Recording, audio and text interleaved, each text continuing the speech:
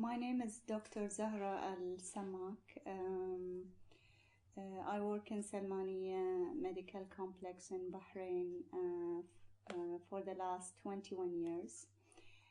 I'm a consultant anesthetists, a senior consultant anesthetists. I was the chairperson of the anesthesia department in Salmania till February 2011, for 5 years, since 2006. I'm married to Dr. Rassan Daif. We have 3 children. Fatima, my daughter, she's the eldest. She's 18 years old. She's in her final year school. Muhammad is 14 years old, and Yusuf is 12 years old. My name is Ghassan Ahmed Daif.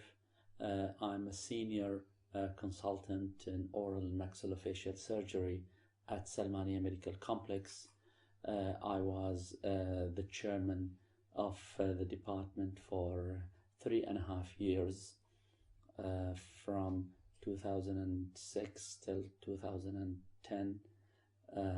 I work at Salmania for the last 21 years. We met in the hospital, actually, in Salmania when we were interns. He studied in Saudi Arabia. I studied in Bahrain, the Arabian Gulf University. So we met when we were interns in Salmania. As a matter of fact, I met Zahra even well before. Maybe I'm sure she still remembers that.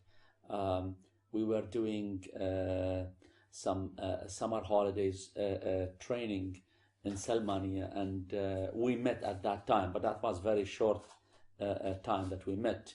And at that time, we didn't know each other. It was just a casual gathering with all those who were studying, and they were doing just summer training. But at that time, we didn't fall in love. We fell in love well after that. But I still remember those moments. I think being doctors made them, as Ghassan said, do the maximum of revenge, and I think we got more attention in case of punishment. I don't think anybody else, except maybe the politicians, was punished as we were, and all aspects. It's not only the physical torture, it's the psychological torture, suspension, the future. I mean, this will affect our future very badly, and I'm sure they know about that, and this is their plan, and this is what they want to achieve. They've targeted the elite doctors, those really who stood very bravely and say the right thing. They've done the right thing, so that's why they wanted to maximize the revenge on us. In most instances, when I was in prison or when I was in detention, before I was transferred to the prison, they were stressing exclusively on being a doctor, being highly income, having a private practice. What else you want? I said, I don't want to have anything else. They think that we have done what we have done because we were seeking a higher official positions. It affected our case a lot. I think without the international pressure, we would still be in prison. They fabricated charges, and they tried, to do the maximum to us. But with the international pressure, I think they are backing. They are going back, and they are thinking about what they've done to us. I think our case wouldn't continue because of the international pressure. Our case wouldn't stand, as a matter of fact, long in court because of the international pressure. Obviously, if we were left alone without any backup from the international community speaking out on our behalf, we would be still in jail, I would say, and those sentences will be applied immediately. But obviously, the international pressure have yielded something which is our release, and slowly the government are responding, I would say, positively. First of all, the confessions now have been dropped. Few charges have been dropped, although the international community, they demand dropping all the charges. This may not come. Still, the government may not respond, but we will rely a lot on the international pressure, and we advise our colleagues all over the world to continue the pressure till the government responds positively and drop all the charges. Can you talk a little bit about how you're trying as a family to heal as a family? Being husband and wife, and this greatly involved in this problem, especially having a lot of charges like what we are blamed for, obviously made the situation worse for us. As you've said yourself, that if only the husband or the wife was imprisoned, then it will be much easier. At least you have another person who's working. He can carry out the other duties. He will have some sort of income and support for the family and for the children, and he can look after the other part of life. But being husband and wife obviously put a lot of trauma, not only to ourselves, but also to our children, to the whole family as well. That, of course, affected us significantly.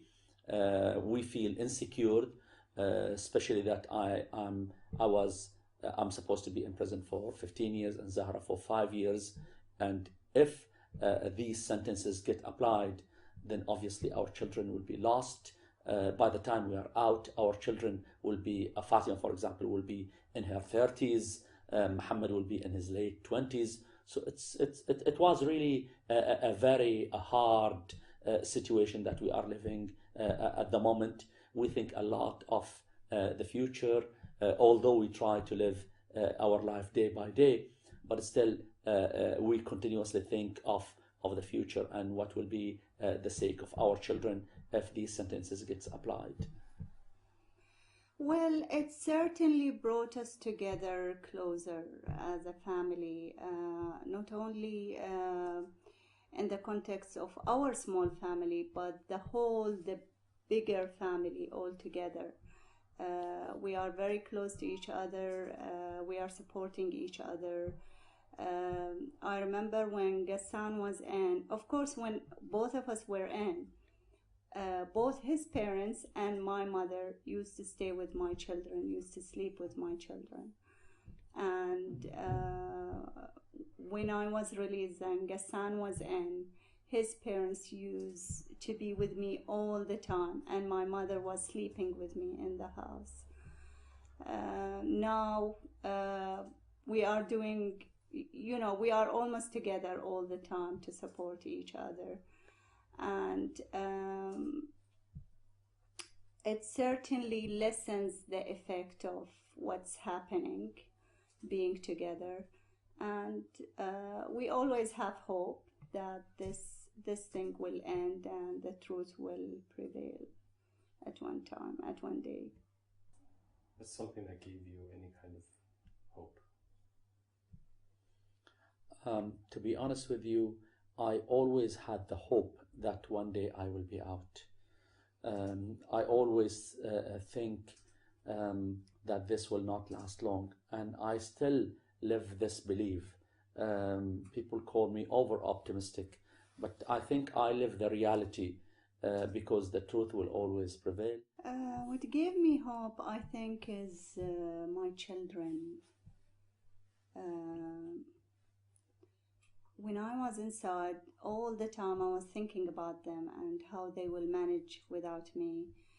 But the first time they gave me to call them, which was after 10 days of my detention when I first called them, I found my daughter very strong, and she was talking to me. Of course, she was upset and she was, depressed, but she managed, and she was giving me hope, and she was supporting me, and she was giving me the strength.